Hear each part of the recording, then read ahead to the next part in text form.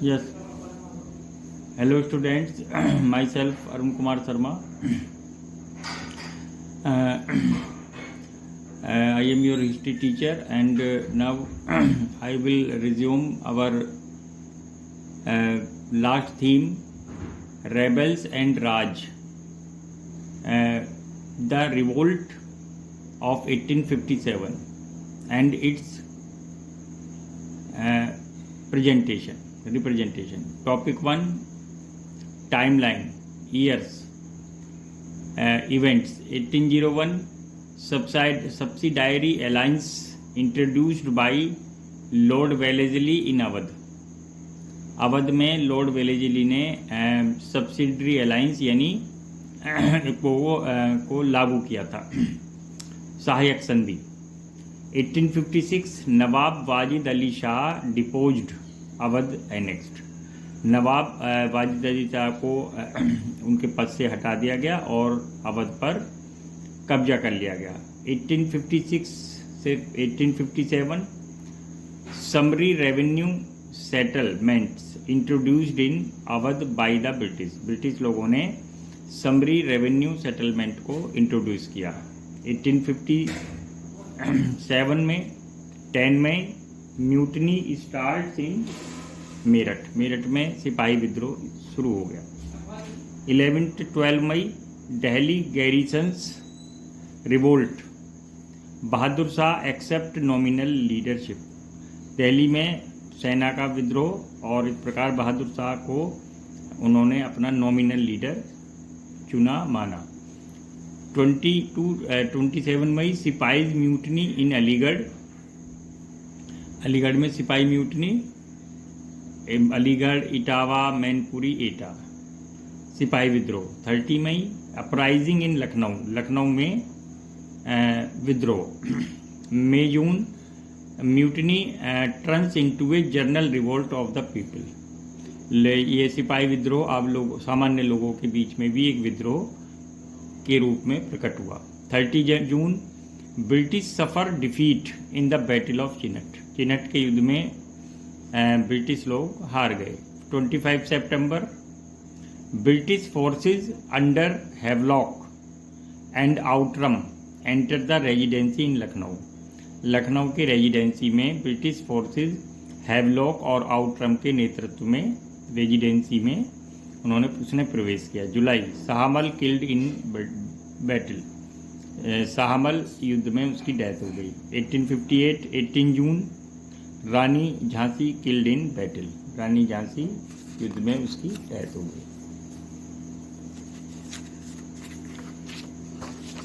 Topic 2, right a note on the leaders and followers during the 1857 revolt.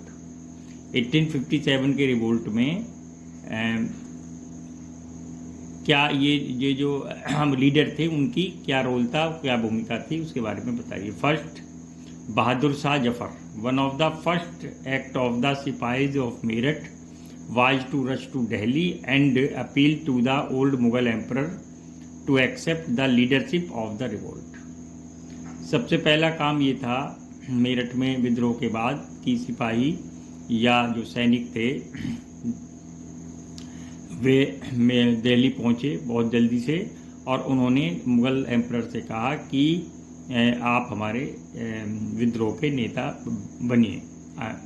Bahadur Shah first reaction was one of the horror and rejection. शुरू में बहादुर शाह इस चीज़ से काफ़ी डर गया और उसने इस बात को से इनकार किया. It was only when some sepoys had moved into Mughal court within the Red Fort in defiance of normal court etiquette. लेकिन जब कुछ सिपाही बिना किसी शिष्टाचार का पालन किए गए और फोर्सफुली मुगल कोर्ट में एंटर हुए और that old emperor realizing he had very few option, तो उसके बाद बहादुर शाह जफर के पास कोई ऑप्शन नहीं था and agreed to be the nominal leader of rebellion. और इस प्रकार वो रेबेलियन का विद्रोह का एक प्रतीकात्मक नेता बन गया. नाना साहिब. इन कानपुर, सिपाही and the people of the town gave some offer to Nana Sahib the successor of Peshwa Bajirao to join revolt as the leader. Kanpur में सिपाहियों ने, सोल्जर्स ने राणा साहब को अपना लीडर चुना, जो कि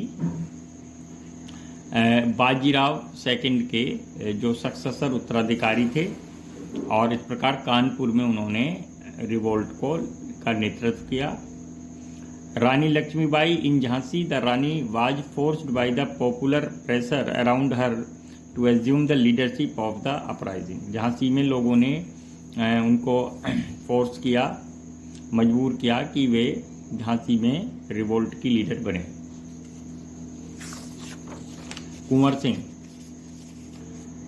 Singh was the leader of uprising in Arrah in Bihar. He was a zamindar. वह कुंवर सिंह बिहार में आरा नामक की जो एक स्टेट थी उसके वे लीडर थे, जमींदार थे, और इस प्रकार वे वहाँ क्रांति के नेता बने। Birjis Qadr in Lucknow, in Awadh where the displacement of popular Nawab Wajid Ali Shah and annexation of state were still very fresh in the memory of people.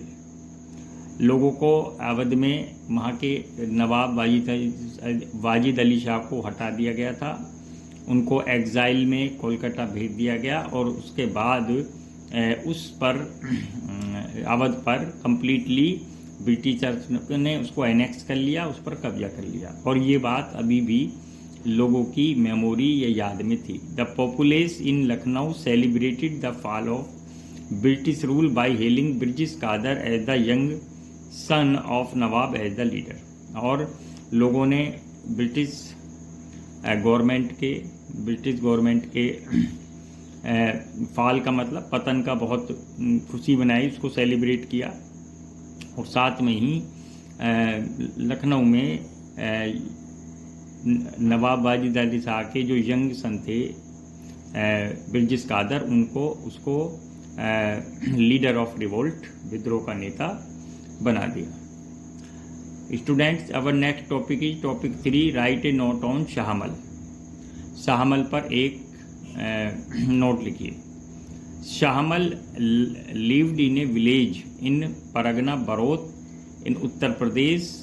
He belong to a clan of Jat cultivators whose kinship ties extended over 84 देश 84 village. Shahmal Uttar Pradesh के बरोत नामक जगह का रहने वाला था, और वह एक जाट कल्टीवेटर था, जाट किसान, और उसकी जो 84 विलेज यानी 84 देश में उनकी जातीय गठबंधन थे, यानी उस क्षेत्र में 84 विलेज ऐसे थे जिसमें की मेजोरिटी जाट कल्टीवेटर्स की थी, और वे सब एक जातीय गठबंधन से जुड़े हुए थे। Many of the villagers were prosperous and saw the British land revenue system as oppressive.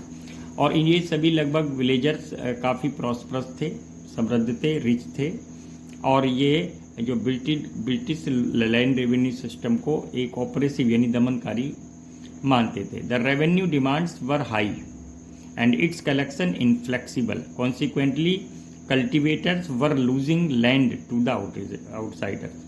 यानी जो रेवेन्यू डिमांड बहुत ऊंची थी और कलेक्शन बहुत इनफ्लेक्सिबल बनी, कठोर था, और इस प्रकार उनकी काफ़ी जो ज़मीन थी वो आउटसाइडर्स यानी बाहरी लोग जो है उस पर कब्जा कर रहे थे, जा रही थी to traders and moneylenders. ये जा रही थी ट्रेडर्स और मनी लेंडर्स के पास, व्यापारी और महाजनों के पास। Who were coming into the area, जो उस क्षेत्र में आए थे और किसानों को लोन देते थे, ऋण देते थे, और फिर बाद में उसको ना चुकाने पर उनकी ज़मीन पर कब्जा कर लेते थे। Shahmal mobilise the headman and cultivators of 84 देश। उसने वहाँ के जितने भी हेडमैन यानी ग्राम प्रधान थे, सरपंच या मुखिया थे, और साथ में कल्टिवेटर्स को आंदोलित किया, उनको प्रेरित किया against the British government. Moving at night from village to village, वह एक गांव से दूसरे गांव में जाता था। Urging people to rebel against British, और लोगों से कहता था कि वो ब्रिटिश के खिलाफ रेबल करें। Cultivators left their fields and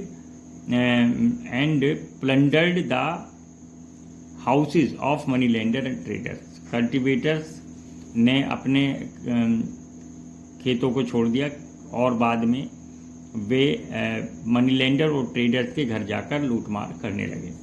शाहमल्स man attacked government buildings, destroyed the bridge over the river and dug up metal road. Shahmal के लोगों ने गवर्नमेंट बिल्डिंग्स पर को डेस्ट्रॉयड कर दिया कंप्लीटली। रिवर्स के ऊपर जो ब्रिज थे उनको भी डिस्ट्रॉय किया, और साथ में जो मेटल रोड थी, जो पक्की सड़कें बनी हुई थी, उनको भी तोड़ दिया, जिससे कि भी कोई भी अंग्रेज अफसर या अंग्रेजी सेना वहाँ ना आ सके। Locally acknowledged as the raja, Shahmal took over the bangla on English officer, turned into the hall of justice, setting disputes and dispensing judgment। अब उसे लोकली स्थानीय रूप से शाहमल को राजा कहा जाता था। उसने एक ब्रिटिश बंगले पर इंग्लिश ऑफिसर के उस पर कब्जा कर लिया, और वहाँ उसने एक हॉल ऑफ जस्टिस यानी न्याय देने का एक कोर्ट या जगह बनाई, और उसके बाद जितने भी डिस्प्यूट्स होते थे उनमें वो वहीं बैठकर जजमेंट देता था, निर्णय देता था। He also set up an amazingly effective network of intelligence. उसने बहुत अच्छा जासूसी व्यवस्था का भी बनाई। For a period of people of area felt that firangi raj was over and their raj had come. और कुछ दिन के लिए लोग ये समझने लगे कि फिरंगी राज चला गया है और उनका राज आ चुका है। Topic 4, right a note on मौलवी अहमदुल्ला शाह। अहमदुल्ला शाह पर एक नोट लिखिए। अहमदुल्ला शाह, लखनऊ। एजुकेटेड इन हैदराबाद में शिक्षित होकर ही बिकेम ए प्रीचर, वह एक धर्म उपदेशक बन गया। In 1856 he was seen moving from village to village preaching jihad. Jihad means religious वार, धार्मिक युद्ध। और 1856 के बाद लखनऊ और अवध और आसपास के क्षेत्रों में देखा गया कि वह एक गांव से दूसरे गांव तक, एक विलेज से दूसरे विलेज तक लोगों को जिहाद की शिक्षा देता हुआ घूमता था अगेंस्ट द ब्रिटिश। और अंग्रेजों के खिलाफ बताते थे कि अंग्रेज हमारे यानी धर्म को करप्ट कर रहे हैं, भ्रष्ट कर रहे हैं। And urging people to the rebel, और लोगों से रिक्वेस्ट करता था कि वे रेबल या कि रिवोल्ट करें, विद्रोह करें। ही मूव्ड इन पालनक्विन, वह पालकी में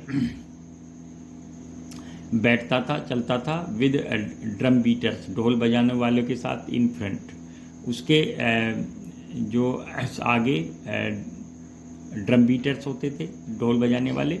and followers at the rear, और उसके बाद में पीछे यानी पालकी के पीछे उसके फॉलोवर्स यानी उसके जो है सपोर्टर, समर्थक होते थे। He was therefore popularly called Danka Shah, इसलिए उसको ये भी कहा जाता था डंका शाह। द मौलवी विद ड्रम डंका, जैसे मौलवी एक ढोल बजाने वालों के साथ, और वो जो भी बात कहता था वो ढोल बजाकर या डंकी की चोट पर ही कहता था। British officials panicked as thousands began following the maulvi and many Muslim seeing him as an inspired prophet. इससे ब्रिटिश लोग काफ़ी संकट में आ गए, क्योंकि उन्होंने देखा कि मौलवी अहमद शाह के काफ़ी सपोर्टर, समर्थक बन गए थे, जो उसकी बातों को सुनते थे और उसको फॉलो करते थे। एंड मैनी सीइंग, और बहुत सारे मुस्लिम उसको इंस्पायर्ड प्रॉफिट यानी प्रेरित करने वाला पैगंबर भी कहते थे। When he reached Lucknow in 1856 he was stopped bye police from preaching in the city. जब वह 1856 में लखनऊ पहुंचा तो उसको लोगों ने पुलिस ने यानी ब्रिटिश पुलिस ने उसको शहर में घुसने से रोक दिया। Subsequently in 1857 he was jailed in Faizabad, और उसको फिर 1857 में फैजाबाद की जेल में उसको डाल दिया गया। वहन रिलीज्ड, जब वह जेल से निकला, he was elected by the mutinous 22nd native infantry as their leader. तो उस समय की जो म्यूटिनियस यानी जो रिवोल्ट कर रही थी 22nd नेटिव इन्फेंट्री 22वीं देसी जो पैदल सेना थी जो विद्रोह कर चुकी थी ब्रिटिशर्स ने से, तो उसने मौलवी अहमद शाह को अपना लीडर चुना। He fought in the famous battle of Chinhat in which British forces under Henry Lawrence were defeated. और उसमें लखनऊ के पास चिन्हट नामक स्थान पर ब्रिटिशर्स के खिलाफ एक युद्ध लड़ा जिसमें ब्रिटिश सेना हेनरी लॉरेंस के लीडरशिप में हार गई। He came to be known for his courage and power. वह अपने साहस और शक्ति के लिए जाना जाता था। Many people in fact believed, बहुत सारे लोग विश्वास करते थे कि ही वाज इनविंसिबल, वह अदृश्य भी हो सकता था, हैड मैजिकल पावर, और उसके पास जादुई शक्तियाँ थीं, and could not be killed by the Britishers, और उसको ब्रिटिशर्स मार नहीं सकते थे। इट वाज दिस बिलीफ, और ये उनका विश्वास था, that partly formed the basis of his authority, जिसने that partly formed the basis of his authority, जो उसकी शक्ति का कारण बना। Students, our next topic is topic 5, define resident. Resident was the designation of the representative of governor. Governor general who lived in a state and not under direct British rule. Resident जो एक post थी, जो एक designation थी, वो थी governor general के, ये रिप्रेजेंटेटिव होते थे और इन स्टेट में इनको अपॉइंट किया जाता था जहाँ की ब्रिटिश रूल डायरेक्ट नहीं होता था, यानी कोई राजा, प्रिंस या नवाब अंडर ब्रिटिश कंट्रोल वहाँ रूल करता था, और तो उन स्टेट में गवर्नर जनरल अपना एक रिप्रेजेंटेटिव जिसे रेजिडेंट कहते थे उसको अपॉइंट करते थे। Students, right these questions on your notebook. Thank you very much.